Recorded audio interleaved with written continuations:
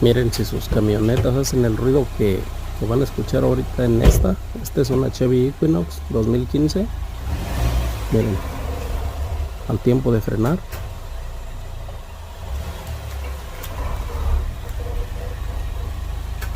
como pueden escuchar ahí, miren.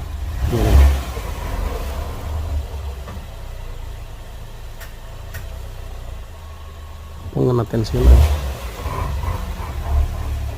Ese ruido que se escucha ahí parece que es como si fuera de las llantas, pero viene siendo de lo que es el diferencial trasero.